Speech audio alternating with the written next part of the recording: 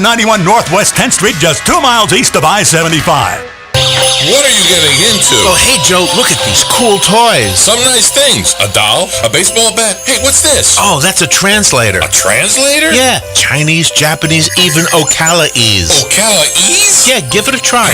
Okay, translator. Translate ice skating rink. The translation of ice skating rink in Ocala-ese is large white sheet of plastic. Oh, that's good. Translate winter. Winter in Ocala-ese is 2 days in January. Isn't this a great toy? Okay, translator. Translate Santa Claus. The translation of Santa Claus in Ocala-ese is WOCA listeners. That's right, WOCA listeners, you've done it before, and we're asking for your help again. Just bring a new or gently used toy to the WOCA studios in the Paddock Mall, and we'll put it under our Christmas tree. Then, on December 15th, all the toys will be picked up by Florida Kids Helping Kids. WOCA listeners truly are Santa Claus. Yeah, you are. 25 minutes before 8 o'clock. Thank you for tuning in. I've been doing radio since 1984, but there's a little asterisk if I ever type that, because the asterisk will say, but there was 3 years he worked at an assisted living facility. Yes. And it was 3 sweet years. I guess what happened is I kind of got tired of doing this. I thought, you know what, I was just kind of burned out by it, and so I left, and I went and I found something else, and the something else I found was an assisted living facility. Mm-hmm. And you know the facility; it's out on top of the world. Now it's called Brookdale. Back then it had a different name. Yeah, it was Park Place back then. But I consider those 3 years the sweetest 3 years of my life. I got to meet some people who were clearly. I'm getting close to their age now. They were clearly older than me. They were in 80s, 90s. There was even a couple of people there over 100. This time of year was such a special time for me over there, too. The place was just so beautiful. It still is beautiful. We were there not too long ago over there at Brookdale. Sarah Terry is with Brookdale, not that one. She's the Senior Vice President of Resident and Family Engagement for Brookdale Senior Living. And if there's anything that's more important than anything else in those places, it's that family resident engagement. She's going to tell you how to make your home as safe and welcoming as can be for hosting senior relatives this holiday season. Good morning, Sarah Terry. Nice to have you on the show. Very good. Good morning. Good morning. Glad to be with both of you. Where are you? Where are you calling from? We're live from our corporate headquarters here in Brentwood, Tennessee. You're in Tennessee? Oh, wow. I didn't realize that Brookdale was such a large organization. Yeah, we serve over about 100,000 elders, seniors across the country in 46 states. So it's a privilege and honor to serve them, and I'm so glad to hear you had a great experience with your career and working in assisted living. It was my mini career, 3 years long, and I remember because I was activities director, so you get the gist of what I did, and I played with those people you wouldn't believe how much I played. I was a playful guy. Yeah, you were fabulous. But you know who was really fabulous? Were the workers. The workers, the mostly women at that time. There might be men there now. I don't know, but I mean the job that they do is just so amazing, and the relationships that develop is just amazing. So are we talking? It's life changing. It's definitely life changing. Our associates, just build relationships, and you're spot on. It's a passion and it's a calling. It's a very tough job, but our associates, report to us all the time that it's just about making a difference in the lives that they serve. Yeah, it's not an easy decision to say, okay, I'm going to go live in a beautiful facility that's almost like a country club. I mean, it is beautiful. They're absolutely true. It's beautiful. But at the same time, everybody wants to be home. So, and that does become their home. But it's not an easy transition, I guess, especially this time of year, huh? That's right, and that's why we're here today, I think, to talk about, the holidays with your seniors, with your loved ones, and how to make that a successful and memorable experience for everybody involved. And is this like safety tips, that kind of thing? What kind of advice do you have?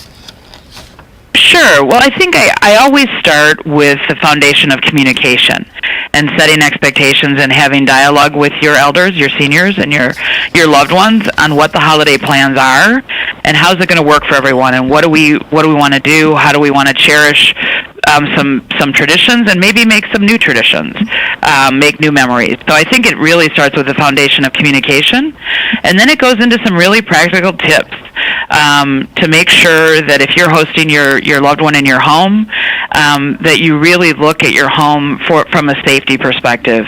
You know, our elders and seniors across the country are concerned about falling, and so one of the things we really recommend is looking at your outside walkways and driveways, as well as the interior of your home, and really what I call clear the clutter. Make sure that the house is clear of any kind of clutter with cords, throw rugs, those kinds of things, as well as your sidewalks and your driveway, to make sure that it's safe and sound for your senior who's going to be visiting. And the lighting is very important also. Very important lighting. Check out your lighting, especially if you have a loved one staying overnight. Making sure you have night lights in your bathrooms, leaving lights on in the kitchen, looking at routes that your loved one may take in the middle of the night is very important, for sure. Great tip. Any tips for pet owners? Pet owners, you bet. So this reminds me of my mom. We had a golden retriever, and my mom was in her late 80s, and the dog was almost bigger than she was. And so making sure, pets can be great to really provide support and love during the holidays, but make sure that they themselves don't become the tripping hazard. So making sure that, you have a plan for that pet, especially during the busy time of opening presents and things. Oh, yeah. Maybe putting it in the kennel, or making sure the pets are under control and not a tripping hazard themselves. I had found your article about dementia dining very enlightening. Yeah, there's special considerations for our loved ones who live with dementia, and certainly the place settings and contrast with the place settings, as well as with the food, can really help someone who's living with dementia. Contrast with plating the food, putting the cranberry next to the turkey, the corn next to the mashed potatoes, so there's contrasting colors. Oh, wow. Okay. The other thing I always recommend for our loved ones living with dementia is to really let them be empowered and navigate the situation. Don't correct them. Don't ask them to try to remember names of people if you're looking at photo books. This is the time of year where you want to cherish the memories, and you want to let those loved ones living with dementia really navigate the experience for you and your loved ones. And it's a great time for intergenerational experiences as well, and sharing memories that may be long ago memories. Oh my gosh! And record whatever they're saying, because you're going to wish you had asked when you get older. I can't tell you how many. I just went to New York a couple of weeks ago, and I was talking to one of my cousins, and I said, the one thing I regret, the one thing I regret is that I was not smart enough to ask our elders questions, because now I have so many questions now that I'm older, and I wish I had asked them when I was younger and they were still alive. That is a great best practice. Asking those questions, recording either audio or video on your iPhone or smartphone is a great recommendation. It's something that we hear that all the time, that people regret not audio recording or video recording their loved ones sharing those precious stories. Yeah. That's a great tip. And it's so easy nowadays. Everybody has it on their phone, so it's really pretty easy. That's right. That's right. The other thing I wanted to say is that when I did work at the facility that is now Brookdale, the happiest residents were the ones who had visitors regularly.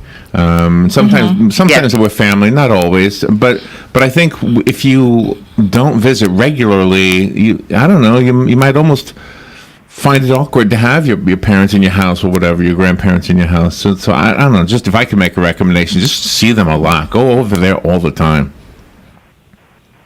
That's a great suggestion as well. The socialization is such a powerful indicator of overall well-being for any age, but especially for our greatest generations, our oldest generations. Having that social connection and visiting. And we have tips as well on how to make the visit to a senior living community more memorable as well as tips for the holidays. And those are available at newsroom.brookdale.com. Okay. So, but that's a great point, Larry. Thank you. And you're one step ahead of me. I was going to ask the website. So newsroom.brookdale.com is the website. Sarah, thank you for the work you do. That's the bigger thank you. Your job is not easy, and everybody in that profession just really deserves a round of applause. And thank you for what you told us today on the radio as well. Thank you for taking time to do this. Sarah, have a great Christmas season. Thank you for being on the air with us today. Thank you, Larry and Robin. Happy holidays, and we'll talk again. Thank you. All right, we will be right back. The College of Central Florida is committed to being your first choice for quality higher education. CF has locations in Marion, Citrus, and Levy counties and offers more than 60 academic programs. Earn a certificate, associate, or bachelor's degree. With Florida's 2+2 program, a student can complete an associate in arts at CF and be guaranteed admission to a state of Florida university. CF is ranked number 13 in the U.S. for affordability, is military friendly, and offers a full student life experience. Make CF your first choice. Call 352-873-5800.